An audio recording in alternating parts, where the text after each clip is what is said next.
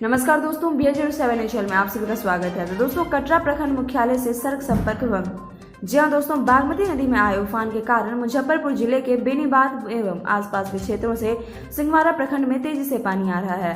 प्रखंड की कई पंचायतों का सड़क संपर्क प्रखंड मुख्यालय से भंग हो चुका है।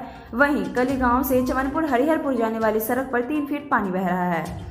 इससे इस पथ पर आवागमन पूरी तरह ठप हो चुका है। वहीं रामपुरा मठ से दरभंगा मुजफ्फरपुर NH तक एवं रामपुरा गांव की ओर जाने वाली सड़क पर 2 से 2.5 मीटर फीट पानी बह रहा है।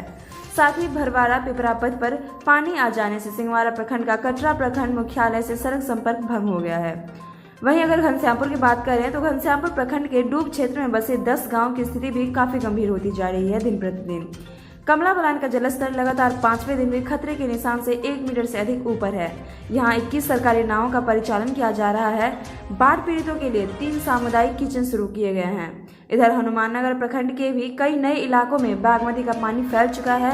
वहीं बागमती नदी हायाघाट में भी खतरे के निशान से काफी करीब पहुंच चुकी है और इसके अलावा शहरी क्षेत्र में मुक्ति धाम में भी बागमती का पानी फैलने लगा है और इससे शहर में भी बाढ़ आने का खतरा जताया गया है। तो दोस्तों, ये था हमारा अपडेट और साथ ही दरबांगा जिले में तमाम खबरों के लिए आप हमारे चैनल के साथ बने रहे और समय के साथ हम आपको बाढ़ से जुड़ी हुई तमाम जानकारी आप सबों के बीच साझा करते रहेंगे। और इस सब के लिए सबसे महत्वपूर्ण बात, इसलिए आप सभी इस bihar चैनल को जरूर सब्सक्राइब कर लें और सबसे ज़रूरी बात कि बेल आइकन प्रेस करना बिल्कुल भी ना भूलें ताकि हर अपडेट समय से हम आप तक पहुंचा सकें और आपको सुरक्षित रख सकें। शुक्रिया।